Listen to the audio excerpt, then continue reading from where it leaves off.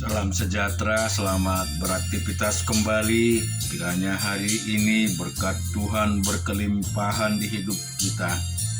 Kita renungkan dan kita baca firman Tuhan dari Markus pasal yang ke-1 ayat 16 sampai 34. Ketika Yesus sedang berjalan menyusur danau Galilea, ia melihat Simon dan Andreas saudara Simon. Mereka sedang menebarkan jala di danau sebab mereka penjala ikan. Yesus berkata kepada mereka, "Mari ikutlah aku dan kamu akan kujadikan penjala manusia."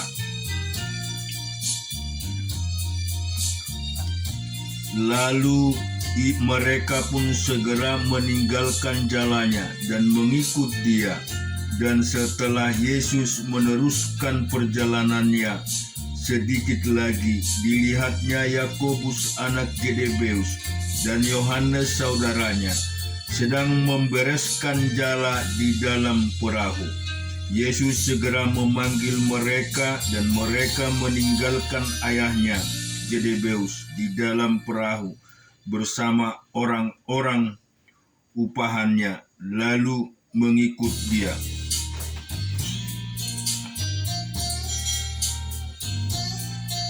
Mereka tiba di Kapernaum setelah hari Sabat mulai. Yesus segera masuk ke dalam rumah ibadat dan mengajar. Mereka takjub mendengar pengajarannya, sebab ia mengajar mereka sebagai orang yang berkuasa, tidak seperti ahli-ahli Taurat. Pada waktu itu di dalam rumah ibadat itu ada seorang yang kerasukan roh jahat.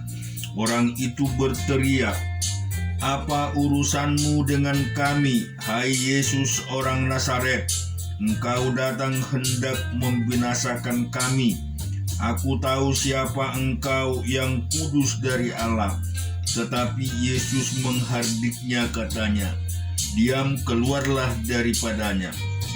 Roh jahat itu menggoncang-goncangkan orang itu, dan sampai menjerit dengan suara nyaring, ia keluar daripadanya.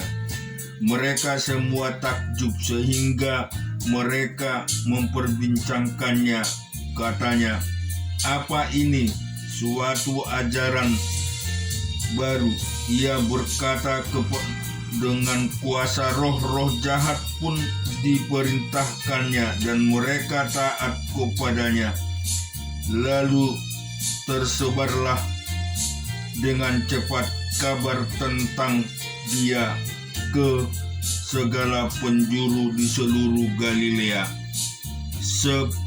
Keluarnya dari rumah ibadat itu, Yesus dengan Yakobus dan Yohanes pergi ke rumah Simon dan Andreas. Ibu mertua Simon terbaring karena sakit demam. Mereka segera memberitahukan kepada Yesus.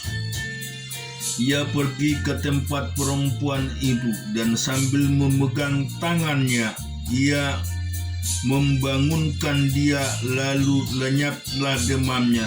Kemudian perempuan itu melayani mereka. Menjelang malam, sesudah matahari terbenam, dibawalah kepada Yesus semua orang yang menderita sakit dan yang kerasukan setan. Maka berkerumunlah seluruh penduduk kota itu di depan pintu. Ia menyembuhkan banyak orang yang menderita bermacam-macam penyakit dan mengusir banyak setan. Ia tidak memperbolehkan setan-setan itu berbicara, sebab mereka mengenal dia. Kita baca di Matius 24 ayat 28 sampai dengan 46.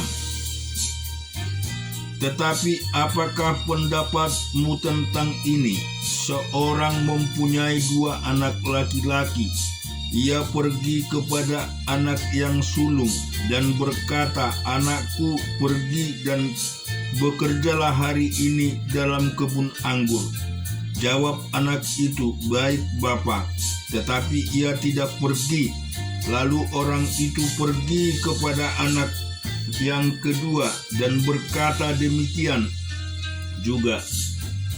Dan anak itu menjawab, "Aku tidak mau." Tetapi kemudian ia menyesal lalu pergi juga. Siapakah di antara kedua orang itu yang melakukan kehendak ayahnya?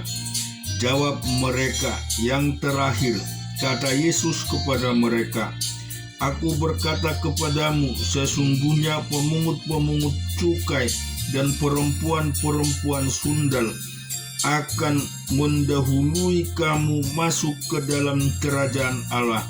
Sebab Yohanes datang untuk menunjukkan jalan kebenaran kepadamu, dan kamu tidak percaya kepadanya. Tetapi pemungut-pemungut cukai dan perempuan-perempuan sundal percaya kepadanya, dan meskipun kamu melihatnya, tentang kemudian kamu tidak menyesal dan kamu tidak juga percaya kepadanya.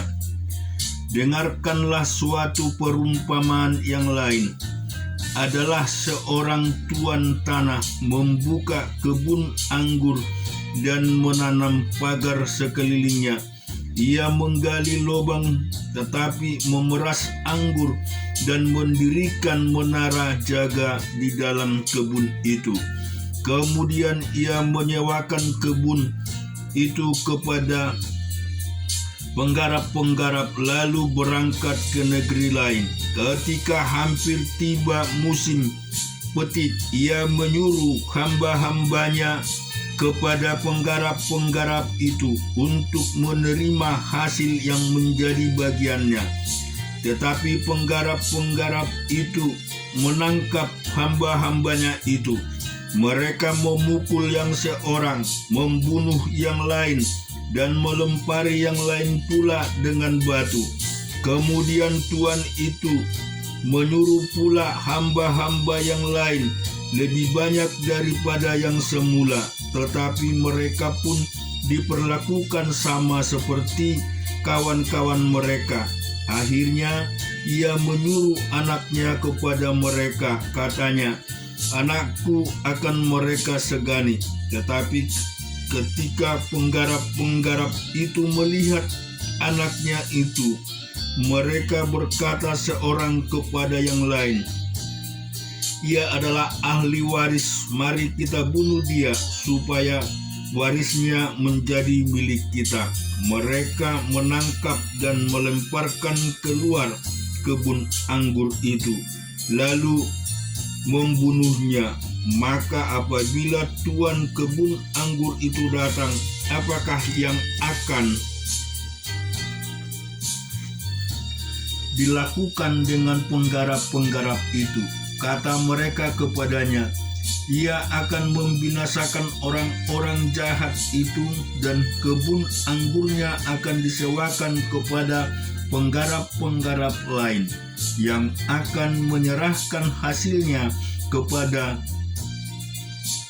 waktunya." Kata Yesus kepada mereka, "Belum pernahkah kamu baca dalam kitab suci, batu yang dibuang oleh tukang-tukang bangunan telah menjadi batu penjuru? Hal itu terjadi dari pihak Tuhan, suatu perbuatan ajaib di mata kita. Sebab itu aku berkata kepadamu bahwa kerajaan Allah akan diambil daripadamu dan akan diberikan kepada suatu bangsa yang akan menghasilkan buah kerajaan itu. Dan barang siapa jatuh ke atas batu itu, ia akan hancur, dan barang siapa ditimpa batu itu, ia akan remuk." Ketika imam-imam kepala dan orang-orang Farisi mendengar perumpamaan-perumpamaan Yesus, mereka mengerti bahwa merekalah yang dimaksudkannya, dan mereka berusaha untuk menangkap dia, tetapi mereka takut kepada orang banyak karena orang banyak itu menganggap dia nabi. Kita juga akan baca di Ayub 32 ayat 1 sampai 15. Maka ketika orang itu menghentikan sanggahan mereka terhadap Ayub karena ia menganggap dirinya benar, lalu marahlah Elihu bin Barakil orang Bus dari kaum Ram. Ia marah terhadap Ayub karena ia menganggap dirinya lebih benar daripada Allah.